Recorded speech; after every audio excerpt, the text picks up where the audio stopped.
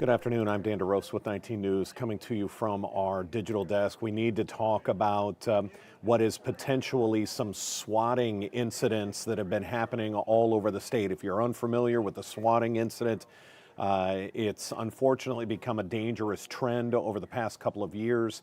Someone will phone in a fake threat for a school. That, of course, has to be taken serious by local officials. You get police and first responders, and in some case, SWAT teams. That's where the term swatting comes from. They rush to that school, they investigate, and they find out that it is a non-threat. But they have to take it serious. It is a waste of resources and time. And this has been happening today all over, not just Northeast Ohio, all over the state. Columbus, Toledo, schools in Northeast Ohio. The news conference in Rocky River just getting underway, so let's take you there live. It's very brief. I have not heard the content of that call, but was informed that the caller said that he was on the way to the high school with weapons and didn't specify anything further. The school was immediately put into lockdown, and alerts were sent out via systems the high school has in place to police and school resource officers. That triggered an immediate police response, and the Rocky River Police requested mutual aid from other cities. Other law enforcement partners on the west side here, Lakewood, Bay Village, Fairview Park, North Olmsted, and Westlake, all responded as we've trained to do many times, and conducted a complete search of the school. Cleared the school and searched the school twice by probably about noon, maybe 10 afternoon. That was done twice, and nothing was identified that would be a threat to the students.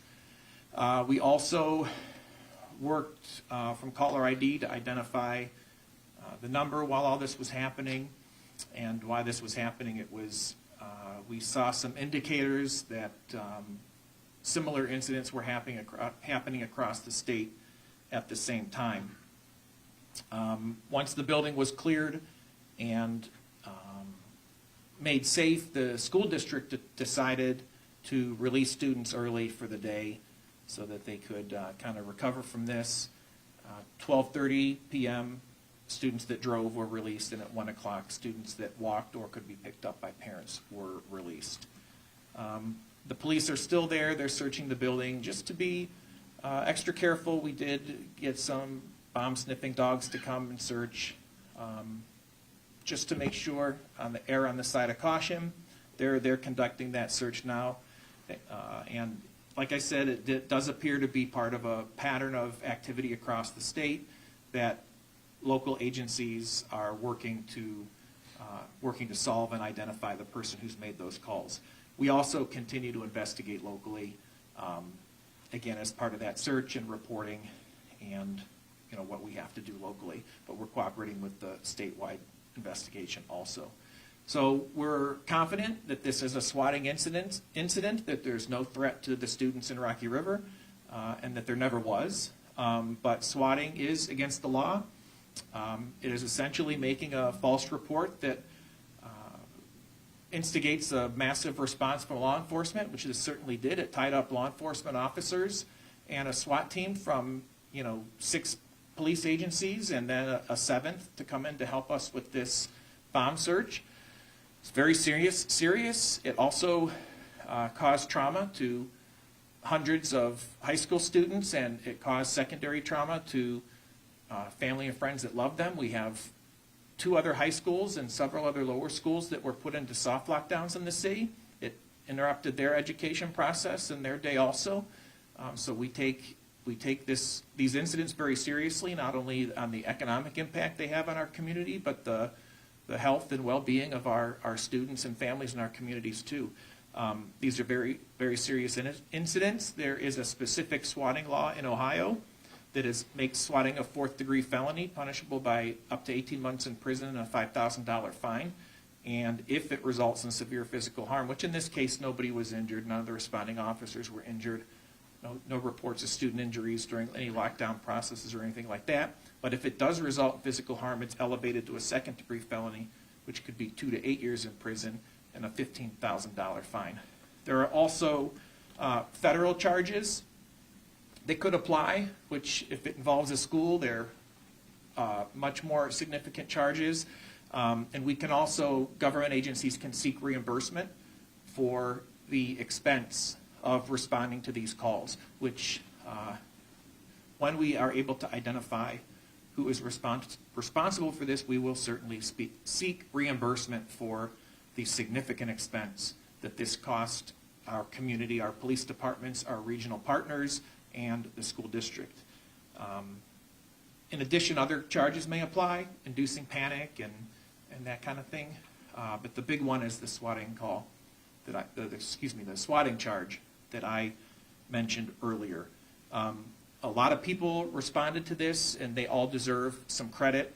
So I would like to thank, first and foremost, since law enforcement is what we do, our law enforcement partners in this region. I mentioned them already. It's worth mentioning again. The Lakewood Police Department, Bay Village Police, Fairview Park Police, North Olmsted Police, Westlake, and of course our officers here in Rocky River, our school resource officers were so on top of this. It was a phenomenal response. We've trained for this for many years, and you can imagine how my stomach sank sitting up in the office and hearing this happen.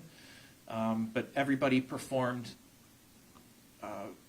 as expected or better. I couldn't be, it's odd to have to say this, but I couldn't be more proud of the police officers today, the way they responded to this. I'm grateful beyond words that it was a swatting incident and not the real thing.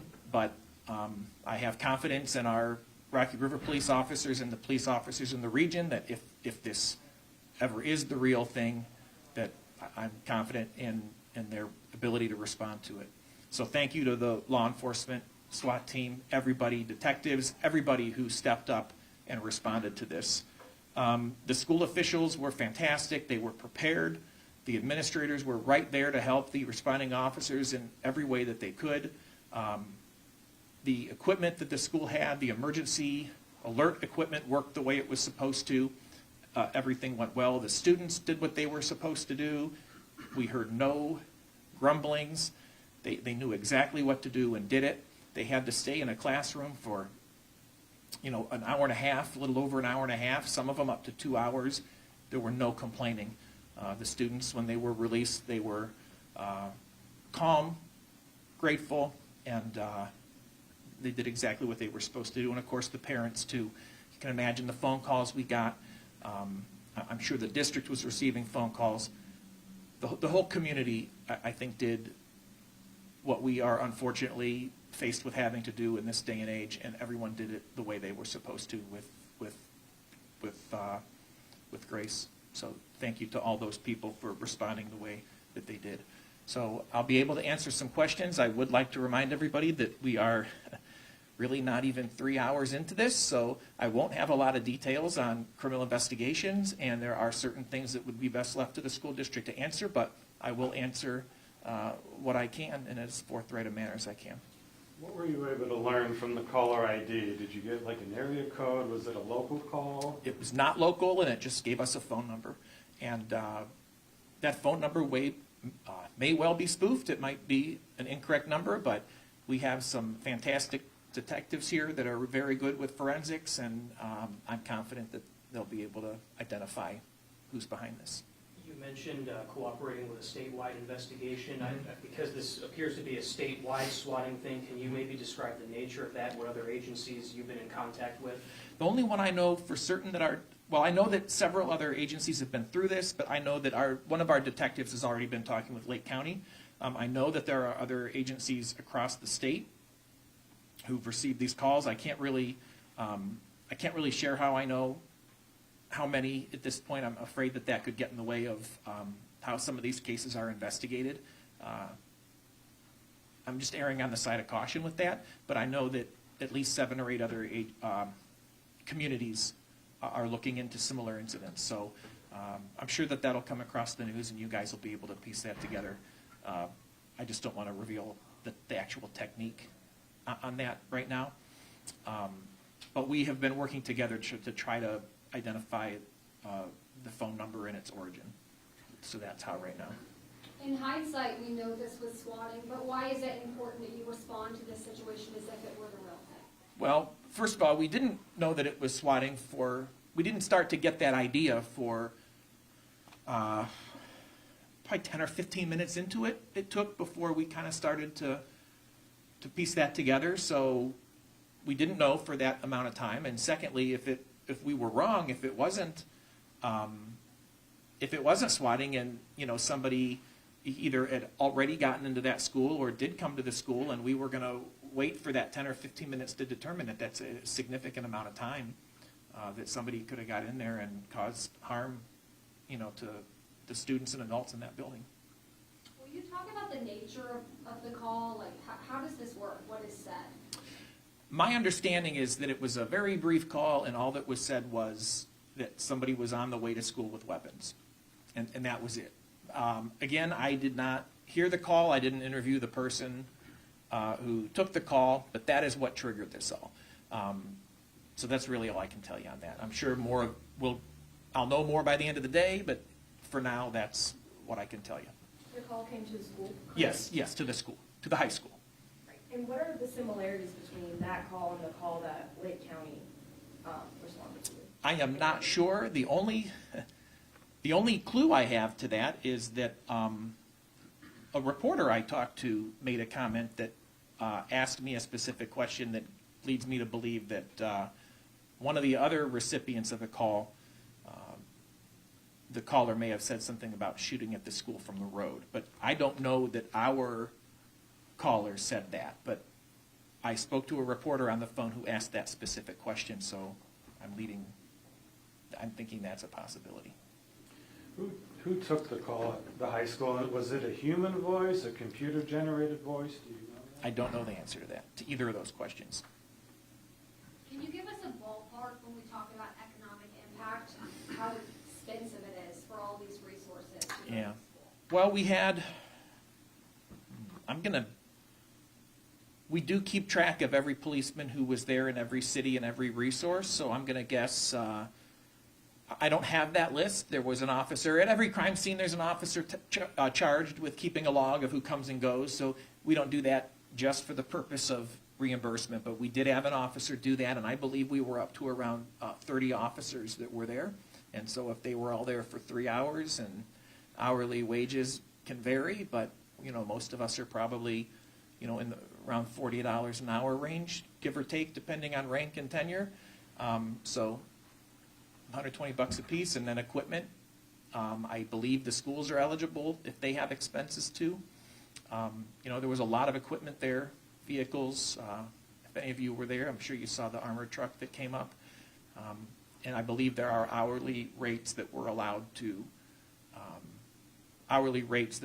charge for the armored vehicle and things like that.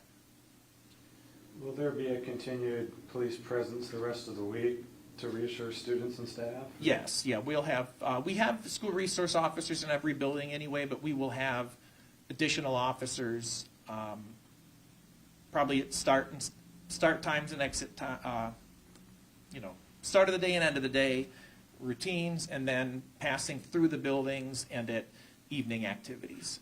We'll have more police around. Yes, that's already being planned.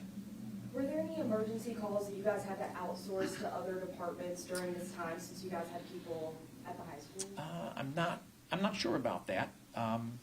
There may have been, but I was busy. I was busy with this. I do know I was down in the dispatch area when this was happening, and I do know they had to tell several people if they could please call in an hour for non-emergencies. But I don't know if there were other emergency calls that we had to divert. But we do have plans for that, of course, yeah. I know you mentioned the emotions going through this for students, parents, staff, even yourself, thinking about this happening in Rocky River. Now that you know that it was potentially part of something much larger, where do you kind of feel and think about that? Well, I guess, concern, for student safety transforms into being upset at whoever caused whoever caused this for so many people. I guess, you transform from protection mode into let's go get 'em mode, and find these folks, or persons, make an arrest, and, make sure that not only can this person not do this again, but that, a message can get out to the rest of society that there are consequences for this, and this does have an impact on people, and hope that others will think twice about doing it. Have you had swatting calls at the school in recent years? No, we have not. Bay Village did several years ago. Maybe three years ago or so. Bay Village had a swatting call that was responded to very similarly to this, but I don't believe that we have in the past. If we did, it was nothing to this scale. I'm almost positive we have not. Is it hard to figure out when these things happen, why certain schools are picked? Is it just a random thing? I have no idea how or why the Rocky River City School District came on this person's radar. I do not know. Yeah. I wish I did. Sure. Anything else? I don't know if he's still here. I thought the superintendent was here. If you guys want to see if I can see if he's on. Dan DeRosa with 19 News as we find out a little bit more about what's been going on across the state today. It does, in fact, sound like a swatting sort of statewide outbreak today. Again, if you're new to swatting, it's where these fake calls are put in that there's going to be a shooting or danger at a particular school that causes SWAT teams. Saw that we started already. Took off. Apparently the superintendent is not there, All right, so sure. that'll wrap up the news conference from Rocky River. Again, swatting is where a call is made, and it appears this went out to several schools across the state pretty much at the exact same time. I can run through the list here. In Toledo, there was the Ottawa Hills local school district. They had to put the senior and junior high school on lockdown. Then the Bowling Green city schools in the Toledo area. In the Cincinnati area, you had Mason City schools, the high school put in lockdown. And then the Walnut Hill High School put in lockdown, as well as then the Indian Hill Schools District, the Indian Hill High School put in lockdown. So again, this appears to be one of those statewide outbreaks that unfortunately wastes a lot of people's times and puts anxiety at a 10 out of 10 for parents and students. But fortunately, the good news, no actual threat, just a phoned-in swatting call. We'll have a complete wrap-up on this coming up when we start 3.5 hours of news and First Alert weather on Channel 19, or you can watch that on the 19 News Plus app. All of our newscasts are live there. You can download that on your smart TV the same way you would download DirecTV or Disney. Go ahead and download the 19 News app, and you can watch weather 24/7 and watch our newscasts live when we are on air. Until then, I'm Dan DeRosa with 19 News. Have a good afternoon.